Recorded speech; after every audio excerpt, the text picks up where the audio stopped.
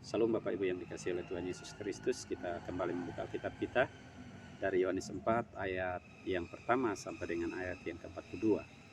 Namun dalam kesempatan ini saya akan membacakan dari ayat 24 sampai dengan ayat yang ke-26. Bapak Ibu bisa membaca secara keseluruhan ayat demi ayat di rumah kita masing-masing. Demikian kebenaran firman Tuhan. Percakapan dengan perempuan Samaria. Allah itu roh, dan barang siapa menyembah Dia harus menyembahnya dalam roh dan kebenaran. Jawab perempuan itu kepadanya, "Aku tahu bahwa Mesias akan datang, yang disebut juga Kristus. Apabila ia datang, ia akan memberitakan segala sesuatu kepada kami."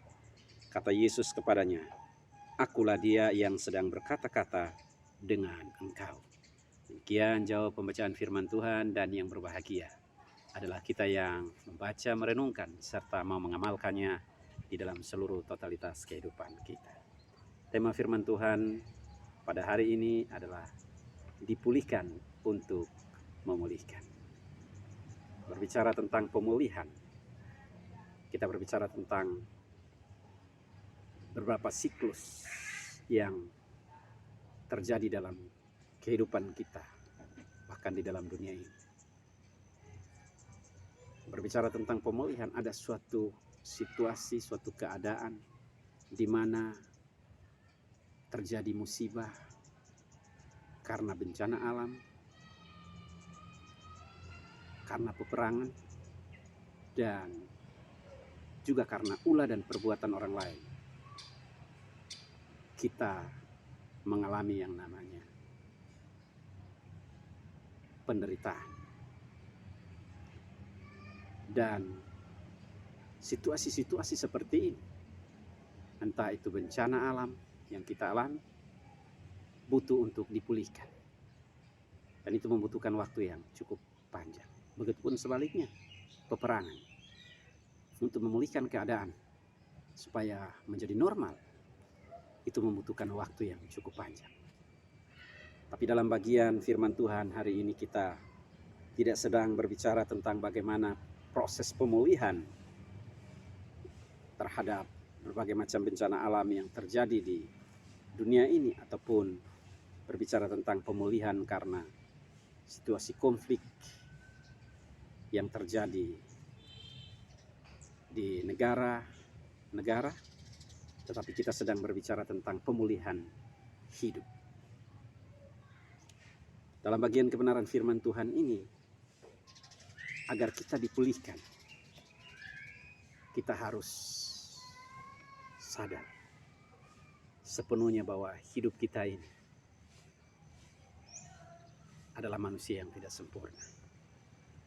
Kita hidup di dalam dunia ini, kita dipengaruhi, konsep kita dipengaruhi oleh keluarga kita. Kita bisa mengalami yang namanya terluka karena ulah perbuatan dari keluarga kita, kolega kita, sahabat kita, orang tua kita, orang-orang terdekat kita. Itu membuat kita menjadi terluka. Dan kita hidup tersandra dengan luka-luka yang diakibatkan oleh orang-orang terdekat kita. Begitupun sebaliknya, kita juga mungkin mengalami luka-luka dan berbagai macam kepahitan karena masyarakat di mana kita tinggal, kita dilecehkan, kita direndahkan, kita tidak dihargai, kita tidak dihormati. Kita pun mungkin mengalami perlakuan-perlakuan yang tidak mengenakan karena status sosial kita. Mungkin kita direndahkan karena pendidikan kita, karena harta benda kita.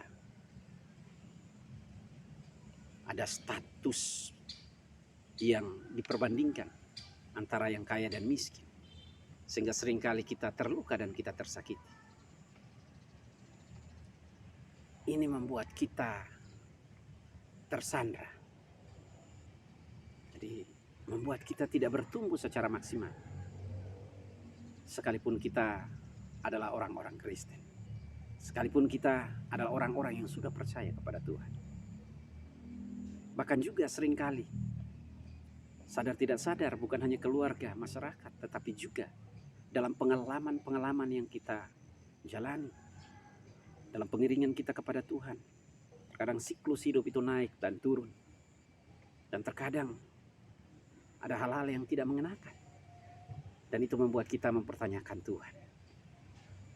Di mana keadilan Tuhan? Saya diperlakukan dengan tidak adil, saya diperlakukan dengan tidak manusiawi. Di mana pembelaan Tuhan dan lain sebagainya. Kita mempertanyakan otoritas Tuhan. Kita mempertanyakan kemahakuasaan Tuhan. Hal ini juga yang terjadi di dalam kehidupan seorang yang bernama, seorang perempuan Samaria. Perempuan Samaria inilah seorang yang tertolak, seorang yang tidak dianggap di tengah-tengah masyarakat Samaria. Sehingga dia menutup diri terhadap segala hal. Perempuan Samaria ini merasa tertolak. Dia tidak diterima, dia tidak dihargai, dia dihina, dia diolok. Karena status dia sebagai seorang PSK. Sehingga ruang gerak dia itu dibatasi. Sekalipun dia tahu kebenaran, tetapi hanya setengah kebenaran. Tapi dalam bagian kebenaran firman Tuhan ini kita mau lihat bagaimana seorang Samaria. Dia rindu. Di tengah-tengah keterpurukan kehidupannya, di tengah-tengah kemerosotan moral, di tengah-tengah label-label yang diberikan oleh masyarakat Samaria kepada diri dan hidupnya, ada kerinduan, ada kehausan agar dia dipulihkan, agar dia dibebaskan dari masa lalu dia. Dan kita melihat terjadi yang namanya dialog yang begitu luar biasa antara perempuan Samaria dan Yesus. Hari ini saya tidak tahu apa yang menjadi pergumulan dari Bapak Ibu Saudara sekalian. Tetapi hari ini kita ada. Saya dan Bapak Ibu Saudara sekalian, kita ini adalah produk dari masa lalu. Kita menjadi apa hari ini karena produk masa lalu. Yang diturunkan, yang diwariskan. Yang diimpartasikan dari keluarga kita. Ada nilai-nilai. Ada nilai-nilai yang positif. Tapi ada juga nilai-nilai yang negatif. Semua terekam di alam bawah sadar kita. Nilai-nilai yang negatif terkadang membuat kita terluka. Membuat kita tidak dianggap. Membuat kita tidak dihargai. Kita marah, kita kecewa. Kita sedih. Kita akhirnya menutup diri. Bahkan juga dari masyarakat. Dan juga di pendidikan, pengalaman. Status sosial kita. Kalau itu kita hari ini. Maka firman Tuhan mengajarkan kepada kita. Agar kita dipulihkan. Langkah yang harus kita lakukan adalah adanya keterbukaan. Pentingnya keterbukaan. Hanya dengan keterbukaan kita kepada Tuhan, maka hidup kita akan dipulihkan. Terbuka. Jadi keterbukaan adalah awal dari pemulihan. Banyak orang yang hari ini sama seperti perempuan Samaria ini. Dia tidak terbuka. Tetapi ketika dia berjumpa dengan Tuhan, dia mengambil inisiatif, ada dialog. Dia bahkan terjebak dengan pola ritualisme keagamaan. Dialog-dialog kalau kita baca dari ayat yang pertama sampai dengan ayat yang terakhir, kita melihat bagaimana mungkin engkau seorang Yahudi meminta kepadaku seorang Samaria. Jadi ada gap, ada jarak antara orang Yahudi dan orang Samaria. Tetapi kita melihat bagaimana Yesus hadir di sana. Dia memberi ruang kepada perempuan ini. Dan perempuan ini mau terbuka sepenuhnya kepada Tuhan. Jadi keterbukaan adalah merupakan kunci dalam pemulihan. Tanpa adanya keterbukaan, kita akan tetap terkungkung, kita akan tetap tersandra, kita akan tetap terpenjara. Dan itu membuat kita bertumbuh tidak sesuai yang Tuhan rindukan, yang Tuhan inginkan. Hanya dengan keterbukaan kita kepada Tuhan, siapa diri kita sesungguhnya, maka kita akan melihat proses demi proses yang Tuhan buat dan Tuhan kerjakan dalam hidup kita, dan hidup kita dipulihkan. Banyak orang hari ini menjadi gengsi untuk mengungkapkan kebobrokannya, kebejatannya, kejahatannya. Tetapi justru ini menjadi bumerang bagi dirinya, menghancurkan dirinya sendiri. Inilah merupakan perangkap yang dipasang oleh iblis. Iblis mencoba untuk memainkan strategi dengan memasang perangkap-perangkap kepada semua orang percaya agar mereka tidak terbuka di hadapan hadirat Tuhan segala dosa mereka, kejahatan mereka, pemberontakan mereka, sikap, tindakan, perbuatan mereka, sehingga mereka terjebak dalam satu ritualisme keagamaan hingga akhir ajal hidup mereka tetap tersandra dan tidak mengalami yang namanya pemulihan. Yesus hadir dalam kehidupan kita. Dialah satu-satunya sumber pemulih. Yesus satu-satunya sumber pemulih sejati. Karena itu, kita harus terbuka di hadapan Yesus. Tuhan, inilah hidupku. Saya manusia berdosa, saya manusia hina. Saya manusia bajingan, saya manusia yang kejam, saya manusia yang jahat, saya manusia yang penuh dosa. Kita harus terbuka di hadapan hadirat Tuhan dengan mengakui bahwa inilah hidup saya. Saya tidak tahu apa yang hari ini membuat Bapak Ibu Saudara sekalian tersandra sehingga menjadi stagnasi. Tetapi kebenaran firman Tuhan hari ini, ketika kita mendengar kebenaran Tuhan, firman Tuhan hari ini, Tuhan rindu agar kita dipulihkan dalam keluarga kita, bisnis kita, usaha kita, karir kita, pekerjaan kita, pelayanan kita. Tuhan mau agar jangan ada dusta di antara kita. Tuhan mau kita hidup apa adanya, bukan ada apanya. Banyak orang hari ini hidup bertopeng. Tapi kita melihat dari perempuan Samaria ini, dia terbuka apa adanya. Ketika dialog dengan Tuhan Yesus terjadi, dia minta Tuhan agar Tuhan memberikan air kehidupan itu. Tuhan berkata, dia berkata ayat yang ke-15, kata perempuan itu kepadanya, Tuhan berikanlah aku air itu, supaya aku tidak haus dan tidak usah datang lagi ke sini untuk menimba air. Kata Yesus kepadanya, pergilah, panggillah suamimu dan datang ke sini. Kata perempuan itu, aku tidak mempunyai suami. Kata Yesus kepadanya, tepat katamu bahwa engkau tidak mempunyai suami. Sebab engkau sudah mempunyai 5 suami, dan yang ada sekarang padamu bukanlah suamimu. Dalam hal ini engkau berkata benar. Kata perempuan itu kepadanya, Tuhan nyata sekarang padaku bahwa engkau seorang nabi. Jadi kita melihat ini baru sampai sebatas nabi. Perempuan ini mau terbuka. Dia mau terbuka kepada Tuhan. Dia terbuka kepada Yesus. Jadi keterbukaan ini awal dari pemulihan. Tapi kita harus terbuka pada orang yang tepat. Tempat yang tepat dan waktu yang tepat. Mengapa? Karena banyak orang hari ini terbuka tidak kepada orang yang tepat. Pada akhirnya dia terluka dan terluka dan terluka. Itu sebabnya penting bagi kita hari ini.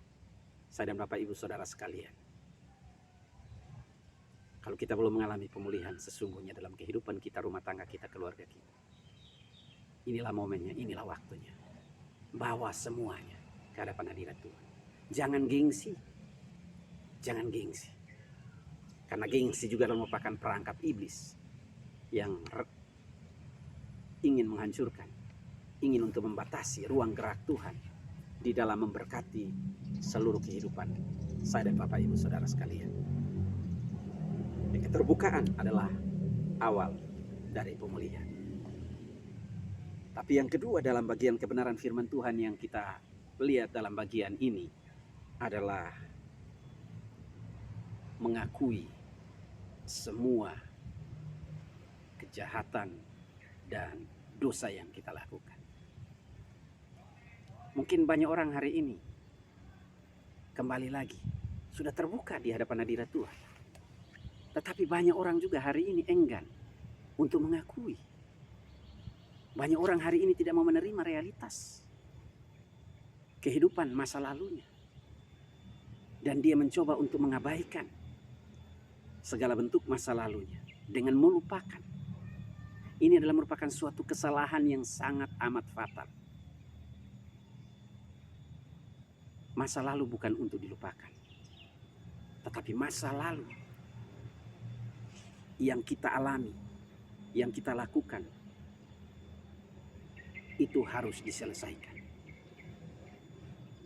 Saya percaya bahwa kita hidup hari ini, kita masing-masing punya masa lalu dengan berbagai macam kejahatan, dosa, pelanggaran, pemberontakan, hidup di dalam okultisme, hidup di dalam berbagai macam hawa nafsu, hidup di dalam berbagai macam imoralitas dan lain sebagainya yang tidak berjalan sesuai dengan firman Tuhan. Kita mengikuti cara hidup dan pola hidup dunia sehingga kehidupan kita tersandra. Ketika kita menerima Yesus, banyak orang hari ini sudah menerima Yesus, menjadikan dia sebagai Tuhan dan Juru Selamat pribadi. Dia mencoba untuk mengabaikan, bahkan melupakan masa lalu. Tetapi justru masa lalu itu yang diwariskan, yang diturunkan dari keluarga orang tua kita. Masa lalu kita dipengaruhi oleh masyarakat, lingkungan, status sosial, pendidikan, pengalaman-pengalaman pahit yang kita alami, yang tidak terselesaikan atau yang diabaikan, itu akan menyandra kehidupan kita. Ketika ada pemicu-pemicu yang muncul, entah itu dalam keluarga kita sebagai suami istri, itu akan menghancurkan kehidupan kita. Karena itu pentingnya setelah kita menerima dan menjadikan Yesus sebagai Tuhan dan Juru Selamat pribadi, kita sudah terbuka ke hadapan hadirat Tuhan, dialog dengan Tuhan. Tetapi juga kita harus mengakui, kita harus menyelesaikan, kita harus membereskan semua dosa-dosa masa lalu kita, luka-luka masa lalu kita yang diakibatkan oleh orang tua kita, oleh sesama kita, oleh masyarakat, rekan sekerja kita, sehingga kita terbebas. Ironisnya banyak orang hari ini hidup di dalam persekutuan tetapi hidup dengan masa lalu. Terus dirantai dengan masa lalu, kelihatannya berlari, kelihatannya mengiring Tuhan, kelihatannya mengikut Tuhan, tetapi sebenarnya tersandar. Dia berlari-lari di tempat. Karena itu pentingnya bagi kita. Ini sangat amat penting bagi kita, mengakui. Kalau kita baca di dalam Alkitab, ada seorang yang bernama Sakeus. Sakeus, dia mengakui bahwa dia sudah memeras orang-orang. Sebagai seorang pemungut cukai, dia telah memeras orang-orang. Tapi ketika terjadi yang namanya pemulihan di dalam diri dan rumahnya, bahkan seluruh totalitas kehidupannya, dia berkata, Tuhan, kalau dulu saya melakukan pemerasan dan lain sebagainya, saya akan mengembalikan 2 kali lipat kepada orang-orang yang sudah saya peras. Jadi ini kita melihat di sini, ini yang disebut dengan ini, dia mengakui. Tetapi dia juga akhirnya mengambil langkah untuk kembali untuk menyelesaikan semua masa lalu yang dia lakukan. Begitupun sama juga dengan perempuan ini, perempuan Samaria. Dia benar Tuhan, dia mengakui, ya benar Tuhan, apa yang Tuhan katakan itu benar, apa yang Tuhan Yesus katakan itu benar. Suami yang ada padaku sekarang itu suami yang kelima. Pengakuan itu nggak mudah, karena terkadang kita gengsi, terkadang itu iblis memakai itu menyandra kita karena apa? Malu. Wah, kalau saya mengakui, apalagi kita punya posisi, kita punya kedudukan, kita punya jabatan, untuk mengakui dosa kita, pelanggaran kita, kejahatan kita, apa kata dunia? Nah, ini prinsip dan nilai-nilai dunia yang sedang menyandra konsep dan cara berpikir kita. Tetapi prinsip kebenaran Tuhan agar benar-benar kita mengalami pemulihan secara utuh, secara komprehensif, secara sempurna di dalam seluruh totalitas kehidupan kita, sehingga hidup apa adanya, bukan ada apanya, hanya ketika kita mengakui dosa kita dengan jujur di hadapan hadirat Tuhan, sebagaimana yang dilakukan oleh perempuan Samaria ini, maka kita akan mengalami yang namanya kelegaan dan kelepasan. Sebab firman Tuhan berkata, kita semua tahu pemulihan itu terjadi hanya ketika kita mengakui dosa. Firman Tuhan berkata, tangan Tuhan tidak kurang panjang untuk menolong kita, menyelamatkan kita, tetapi yang merupakan pemisah antara kita dan Allah adalah segala dosa dan kejahatan, pemberontakan yang kita lakukan di mata Tuhan. Karena itu ini harus dibereskan, harus diselesaikan, agar kita bisa dipulihkan secara utuh. Tetapi yang terakhir dari bagian kebenaran firman Tuhan, di dalam Yohanes pasal 4 ayat 1 sampai dengan ayat yang ke-42. Sesuai dengan tema dipulihkan untuk memulihkan langkah selanjutnya. Setelah kita dipulihkan, maka ada tugas tanggung jawab yang dipercayakan kepada kita, yaitu dipulihkan untuk memulihkan, maka langkah selanjutnya adalah memulihkan mereka yang terluka. Memulihkan mereka yang terluka. Hari ini ada begitu banyak orang di luar sana yang terluka. Hari ini ada begitu banyak orang di luar sana yang kehilangan identitas. Hari ini ada begitu banyak orang di luar sana yang tidak mengerti siapa diri mereka. Walaupun mereka adalah orang Kristen, mereka kehilangan identitas. Sehingga mereka melakukan berbagai macam hal yang bertentangan dengan setiap kebenaran firman Tuhan. Datang ke gereja iya, datang ke persekutuan iya. Tetapi mereka hidup dengan luka-luka masa lalu. Mereka hidup dengan pengalaman-pengalaman pahit. Mereka hidup dengan kemarahan-kemarahan. Mereka hidup dengan kebencian-kebencian karena mereka direndahkan. Mereka disepelekan, mereka tidak dianggap, mereka tidak dihormati, mereka tidak dihargai. Perempuan Samaria ini pun sama. Tetapi ketika dia terbuka, dia mengakui dosa pelanggaran dia semua yang dia lakukan di mata Tuhan. Dan Tuhan memulihkan keadaannya. Maka kita lihat dia meninggalkan tempayannya. Dan dia keluar, dia pergi memberitahukan kepada semua orang bahwa di sana ada Yesus. Di sana ada Mesias yang artinya Kristus. Dia telah hadir di kota kita. Datang dan lihatlah.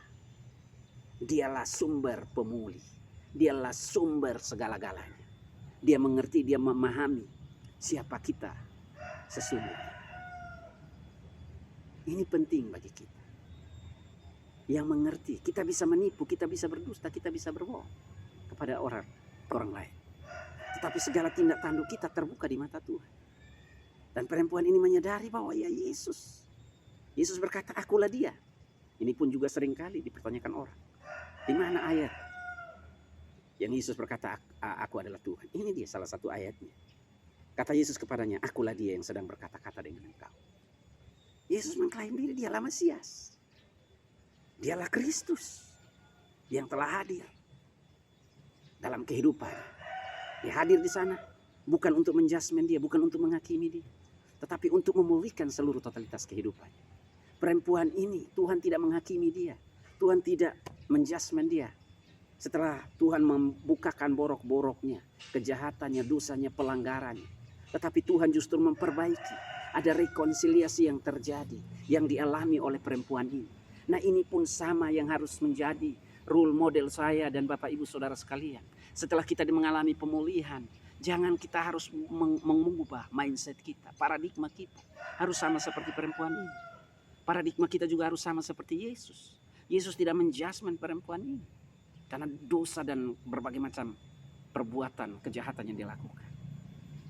Hawa nafsu yang dilakukan, tetapi Yesus justru membawa dia untuk berjumpa secara pribadi dengan Yesus. Karena dia berjumpa secara pribadi dengan Yesus, maka dia mengalami pemulihan dan dia pun akhirnya keluar membawa berita pemulihan ini kepada satu kota Samaria. Dan semua kota Samaria, kalau kita baca di ayat yang ke-41 dan 42, di sana mereka berkata demikian. Dan lebih banyak lagi orang yang menjadi percaya karena perkataannya. Dan mereka berkata kepada perempuan itu, kami percaya, tetapi bukan lagi karena apa yang kau katakan. Sebab kami sendiri telah mendengar dia dan kami tahu bahwa dialah benar-benar juru selamat dunia. Juru selamat dunia. Jadi kita melihat karena dia sudah mengalami pemulihan dari Tuhan, karena dia percaya kepada Yesus Tuhan. Dia pergi dan memberitakan kabar pemulihan ini kepada semua orang.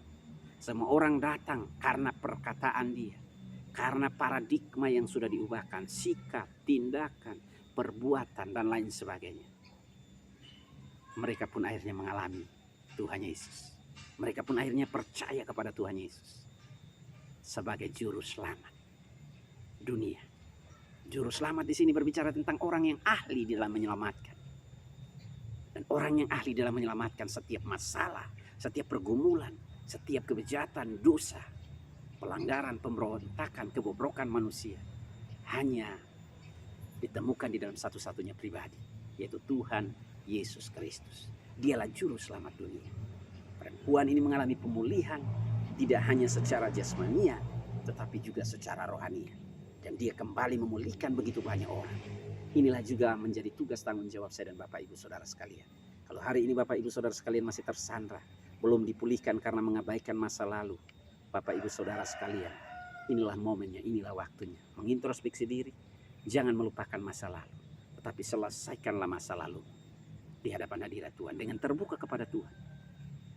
Lantas yang kedua, mengakui di hadapan hadirat Tuhan semua kejahatan, pemberontakan yang kamu lakukan di mata Tuhan, dan percaya kepada Tuhan Yesus Kristus. Percaya kepada Dia dan jadilah berkat. Keluar setelah Anda dipulihkan, ada tanggung jawab Anda harus memulihkan orang lain, membawa mereka untuk berjumpa secara pribadi dengan Sang Juru Selamat, orang yang ahli di dalam menyelamatkan semua umat manusia, orang yang ahli di dalam menyelesaikan segala hal yang terjadi di dalam seluruh totalitas kehidupan kita, keluarga kita, pekerjaan kita, bisnis kita, pelayanan kita, aktivitas kita, dan tugas tanggung jawab yang hari ini dititipkan dan dipercayakan kepada kita. Kita adalah orang-orang yang sudah dipulihkan, siap untuk memulihkan dunia yang masih penuh dengan dosa. Biarlah melalui kebenaran yang singkat ini kita diberkati oleh Tuhan. Shalom.